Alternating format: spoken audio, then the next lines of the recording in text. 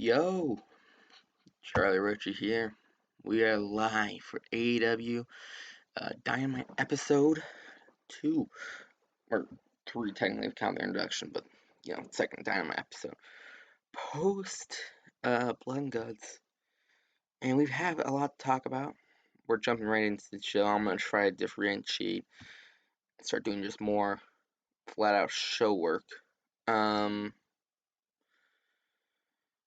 As you can, I'm recording this since I don't know if it's gonna be weird for you guys, but my house just went out, and I'll show you.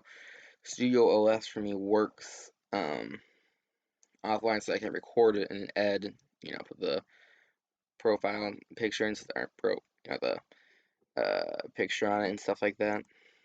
So it's, everything seems to be working fine right this second. Yeah, everything seems to be good. You can hear me? Yeah, okay. So we're gonna get this episode done. I'll tell you about Dark Elevation and then it's normal Dark.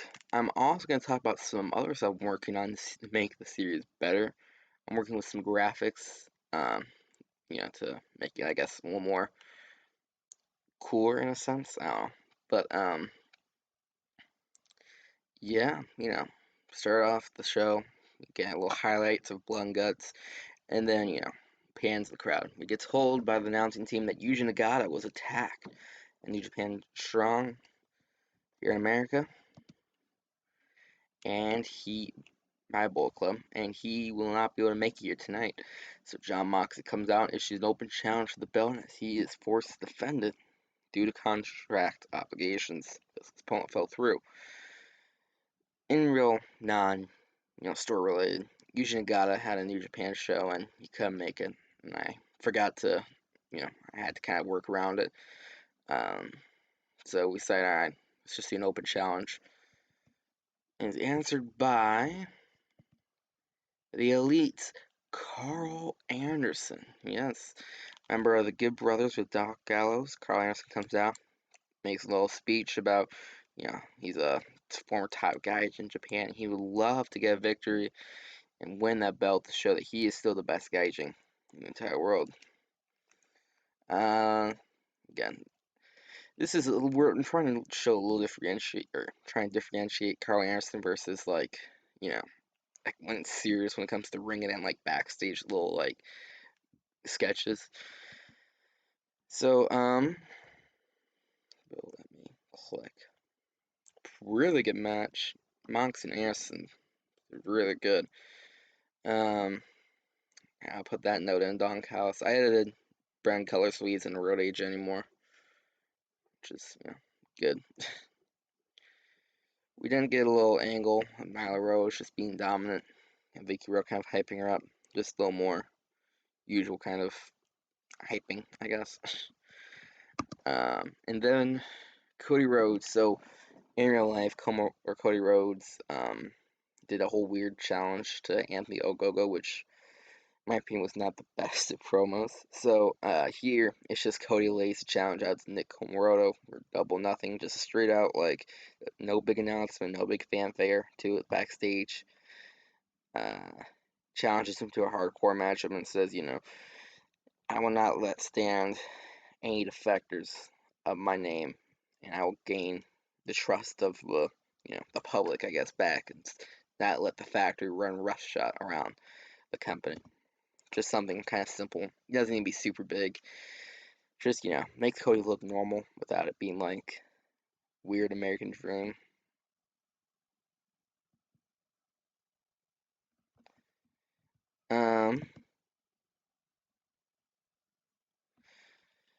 So, Tag Team Championships are on the line. The Young Bucks defeat Christopher Daniels and Frank Kazarian in 12 minutes 11 seconds when Matt Jackson pinned Christopher Daniels with a Meltzer driver. This means two things. One, Young Bucks make the fifth defense of the belt. This is very similar to I wanted to, imagine it as very similar to the real life matchup.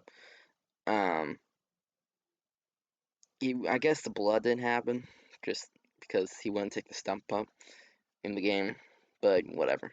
Doesn't need to be important. And after the matchup, one of the things I did not like was that the cat just went away and didn't really care. Um, you know, so them losing this final round of the tag titles, Daniels and Kazarian hug each other as SCU is no more. Both are really good here, actually. This is a nice promo. Now, Daniels is nearing the end of his career. He's 50. He's probably going to be ending it sooner rather than later.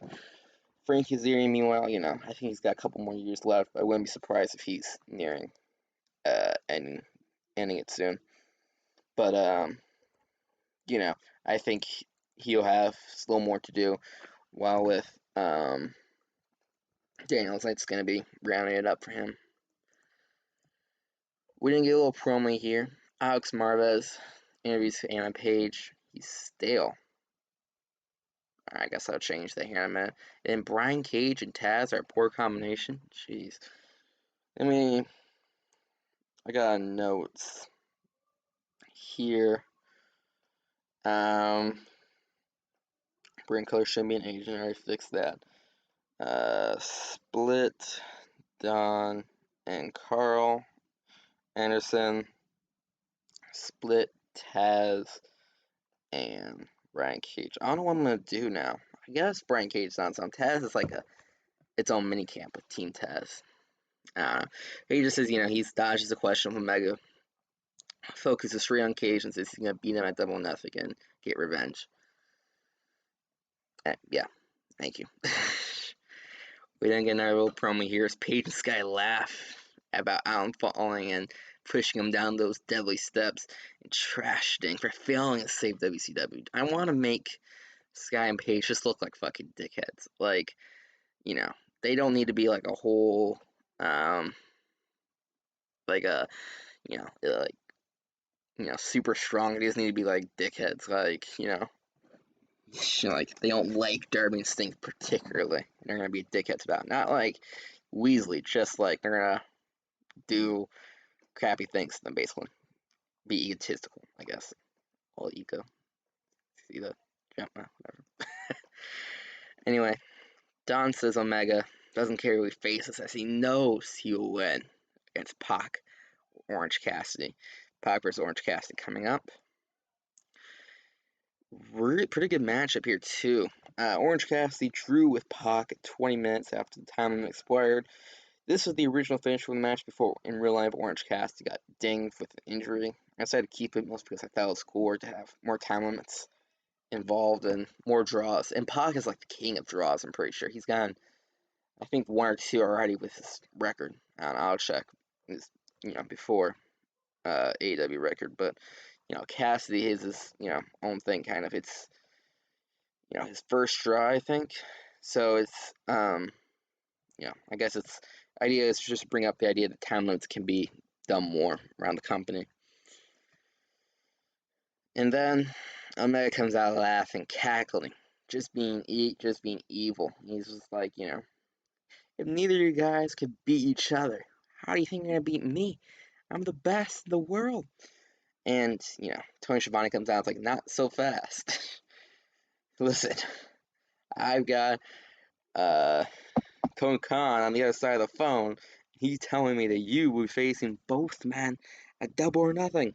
Crowd pops. Omega looks shocked. Basically what happened in real life, but without the interference. Christian Cage walking around, just being normal. And Brian Pillman, of all people, brings out the challenge to Christian Cage and says he wants to beat him next week. He will win, but Christian Cage tells him, I understand. I'm going to beat you, and then I'm going to win the Andre the Giant Battle Royal. No, the Casino, what is it called? The Casino Battle Royale, I guess it's called. I don't know. I wanted to switch Brian Pillman with, or Matt Sydal with Brian Pillman, mostly because I thought it makes more sense to have Brian Pillman do it after the Dark Side of the Ring episode. Because, he's going to get some eyes on him, I guess. But, I guess it'll be a good match, I think. Very quick matchup here is Thunder Rosa. In real life, she beat I think it was Jasmine Allure or something. She's not in the game, so I put in Willie Nightingale. Calm the crowd. She wins pretty quickly, reverse DT. Following that, though, Diamante comes out and attacks Thunder Rosa, and just lays a claim that she will beat Thunder Rosa coming soon. We then get a little preview for next week. The Pinnacle will have their celebration. Nick Comoroto is in action. Kingston Mox are going to get on a mic. I couldn't include it and more, but we're going to have a tag team match between the Lucha Brothers and the Best Friends to determine who will face the Young Bucks at Double or Nothing. And, of course, Christian versus Brian Pillman. So all that will be booked, and I'm excited to me. I'll actually do it now, I guess.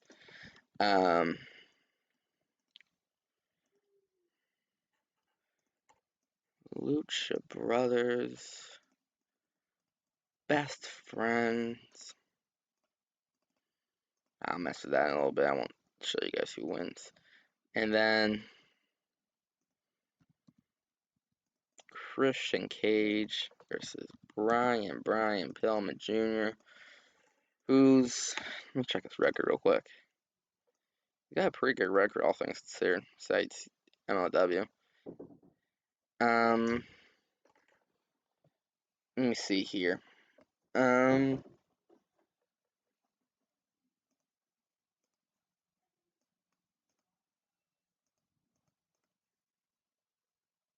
So I'm in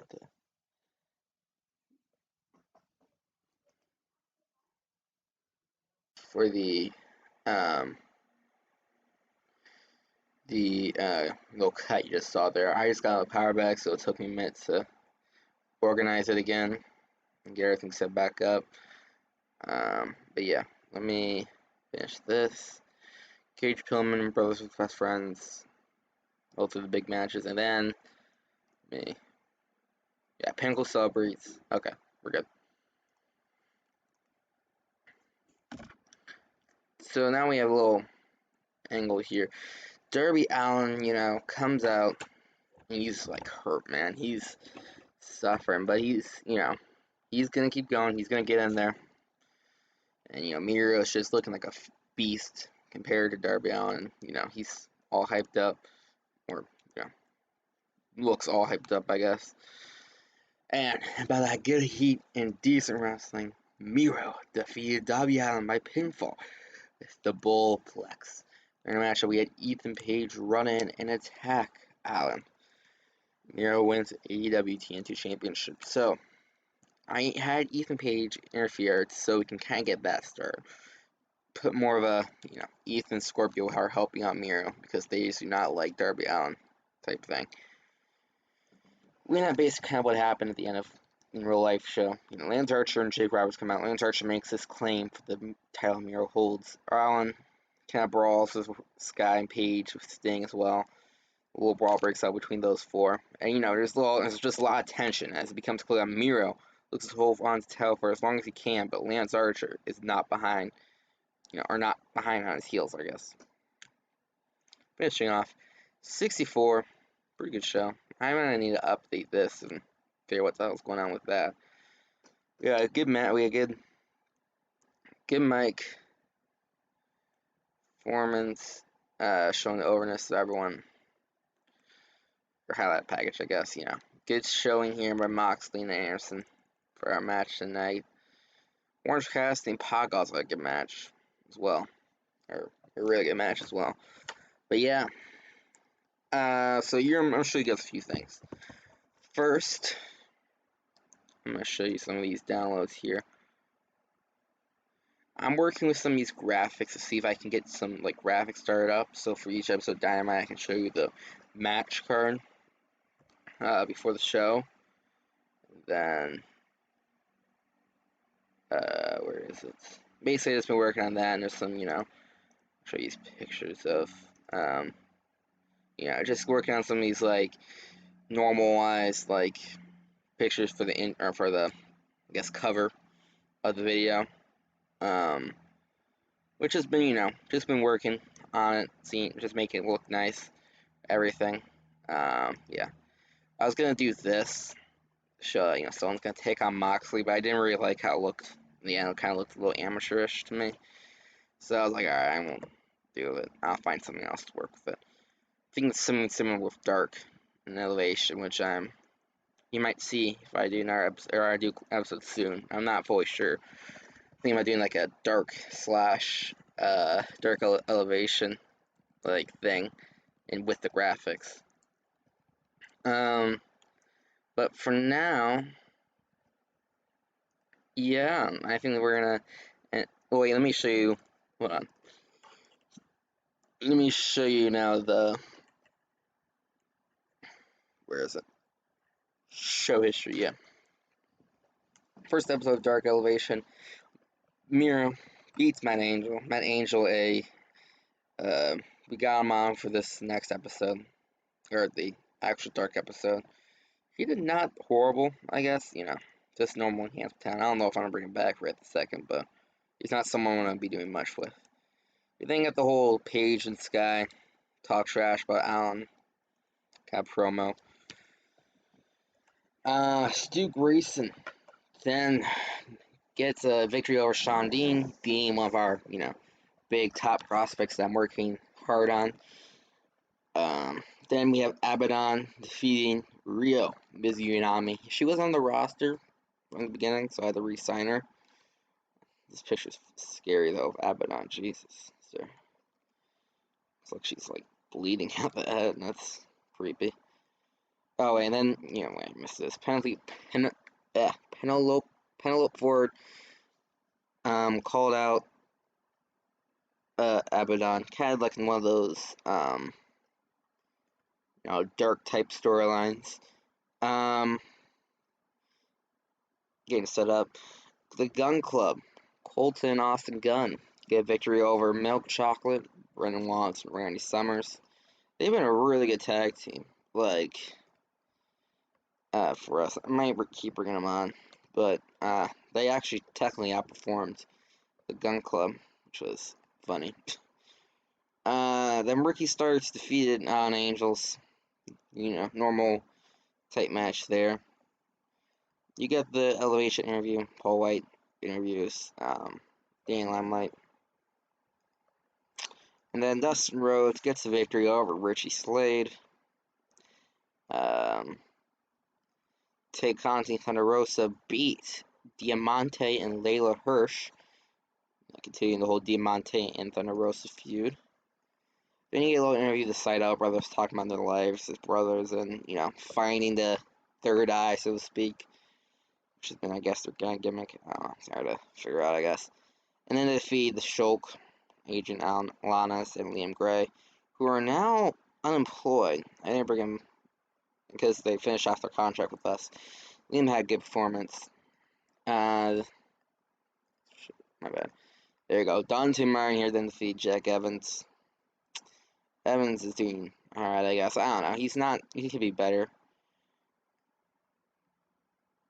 Alright. Well, no. Whatever. I don't know. Then Nick Camarado beats Marco Stunt. Marco Stunt outperformed Nick Camarado, but whatever. Also, three, I was gonna. This is technically a spoiler, so I might have to cut that out. But basically, we're hyping up, so we're getting ready for a Steam Stampede match. I was thinking I was gonna do it on time on this Dynamite, but I ran out of time just with power and stuff. But we're gonna have the announcement happen next week. Then the Hardy Family Office, Blade, Butcher, Hardy defeats the whole Dark Order. Cody gets a little sneak attack on Nick Camarado, and QT Marshall's comes out all shocked. And then main event, Moxley beats Limelight. Over on Normal Dark, start the show with Brian Cage defeating local talent BSK. Or Dark talent BSK. Boy and his Dinosaur defeated Ariel Dominguez,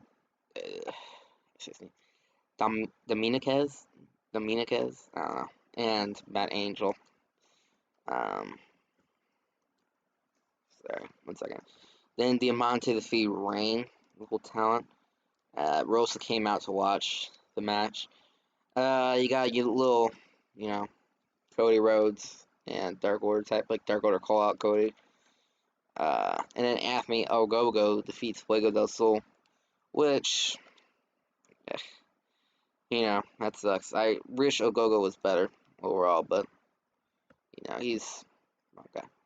He's still really green, and I just keeping it up and see if I can get his normal, big stats here up. Might be better. Then you got a little, Cody comes out, attacks Ogogo, QT Marshall thing, and everything. Basically similar to the Colorado thing. Christian shown giving advice to VSK. He's like the locker room kind of veteran, kind of giving advice to everybody. Or all these young talents and Dark. Frank Kazarian defeats the Factory's Aaron Solo. I don't know. Versi Blondes defeat Sean D and Valerie Morales.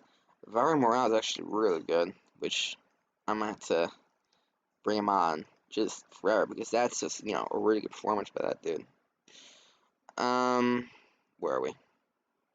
First, the Chaos Project then defeat Devin Cutter and Richie Slade. Not the best match. Or at least Richie Slade got better this time with us, or is getting better this time with us. He's on for, I think, a couple more appearances. And then Tekanti defeat Kylan King. Find out that Chuck Taylor's pinned to Elzia Miedo is in tonight's main event. A highlight of, Kylan King's going to be interviewed by Paul White. I guess technically this week's Elevation, or like the week after, next week.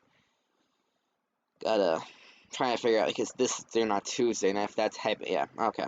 So not right away, but I missed this. Trent defeated Martin Cassis, who did pretty good. I don't know. He did Boris the Very Morales, but whatever. Seidel brothers defeated the Dudley, or technically the, what show me? I don't know. They're called the Hughes brothers. TNT. They did not do good. I was not a fan. So Seidel brothers leave. Caster and Bowens do a nice little, rap against them. Trying to get a little, just something for everything to do. And then they defeated Shaft and Johnny Vandal. And then after that, the main event, Penta Ozira defeated Chuck Taylor. Highlight for the tag match next week. Thank you guys for watching. Appreciate every single one of you. And I will see you all next time.